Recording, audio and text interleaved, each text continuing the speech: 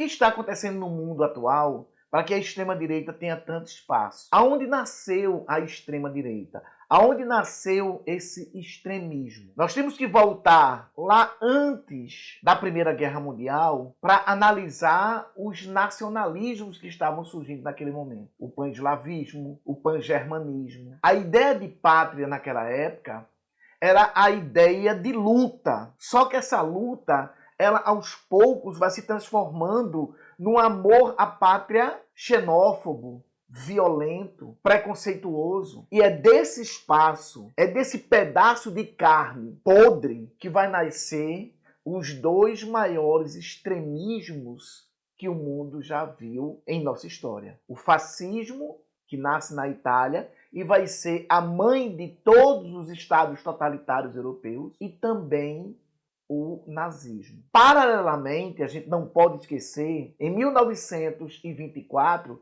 nascia dentro da União Soviética outro extremismo, tão danoso quanto o extremismo fascista e nazista.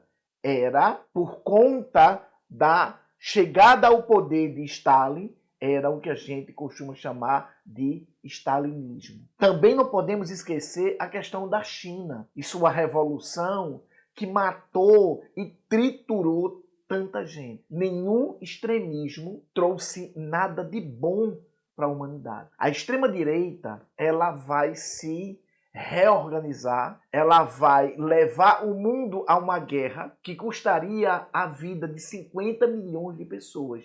Eu vou repetir, 50 milhões de pessoas. É esse extremismo que, se o mundo der espaço, ele retorna. Preconceituoso, xenófobo e principalmente violento. Há uma fala de um nazista que nunca pode ser esquecida. Uma mentira dita 100 vezes torna-se verdade. Quem falou isso foi o chefe de propaganda nazista chamado Joseph Goebbels. Essa onda extremista no mundo, ela é muito perigosa. A extrema-direita, ela não dialoga. A extrema-direita, ela não abre espaço para o contraditório. Ela ataca, ela mente, ela constrói narrativas para forçar uma situação que muitas vezes é inexistente, pura e simplesmente para enganar e para facilitar a chegada ao poder desses grupos. É inconcebível que o mundo dê espaço ao extremismo tão virulento como a gente está vendo nascer, tanto na Europa como na América, porque esse extremismo ele não é apenas europeu. É só a gente olhar para os Estados Unidos atualmente, com a questão de Trump, a forma como Trump quer governar os Estados Unidos. Isso sem falar também aqui no nosso quintal. A gente não pode deixar de falar de Maduro da Venezuela. Eu costumo dizer que um ditador ele não tem lado, mas infelizmente o viés extremo de direita ele é muito mais forte na atualidade. Você pode até não concordar comigo, mas se você for coerente e for pesquisar, você realmente vai me dar razão. Bem-vindo ao Politizei. Hoje, um tema doloroso, um tema que é necessário que a gente possa discutir de frente.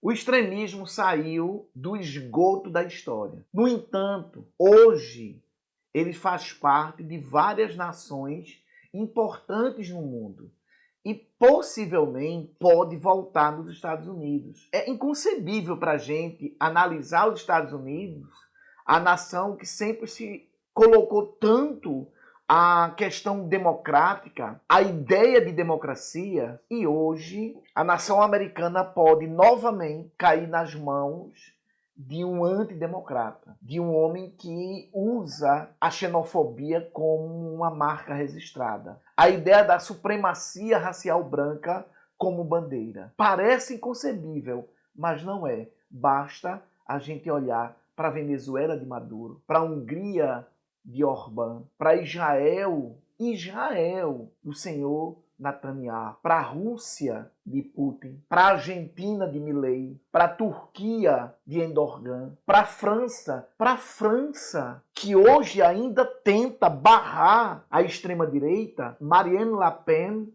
está transformando a França em algo provavelmente tão inconcebível quanto a questão dos Estados Unidos. No Brasil, nós passamos por uma experiência, agora há pouco, de um governo não ditatorial, não autocrata, mas que tentou, de todas as formas, diminuir o poder de todas as instituições que pudesse se contrapor ao executivo. Isso sem falar na virulência do antigo governo. O mundo, ele precisa se unir. Não é apenas uma onda de direita, não é apenas uma ondinha de extrema-direita. É algo muito sério. Eu sempre coloco que é muito fácil você sair às ruas para pedir uma ditadura, colocar cartazes pedindo que acabem com a democracia. Mas é muito difícil você sair às ruas para pedir liberdade em uma ditadura. Isso a gente com certeza tem que prestar muita, mas muita atenção. No mundo hoje, 5,7 bilhões de habitantes vivem em uma autocracia. É lógico que a gente tem que colocar nesse patamar a China e a Índia. Os dois países mais populosos do mundo vivem em uma autocracia. Eu, particularmente, não acho a China uma autocracia, como também não acho a Rússia uma autocracia. Eu acho ditaduras. Se você não pode discordar do governo, se você não pode discordar democraticamente, eu vou repetir, democraticamente, do governo, sem atacá-lo, sem querer dar golpe, sem querer derrubar presidente, sem querer acabar com instituições, apenas não aceitar determinadas colocações do governo, sem querer destruir a democracia, óbvio, esses estados não são autocratas, eles são ditatoriais. Por que todo o cuidado em relação a essa questão? Porque aqui no Brasil, algumas pessoas acham que liberdade de expressão é liberdade de fake news, é liberdade para criar espaços para dar golpe de Estado, para pedir intervenção militar.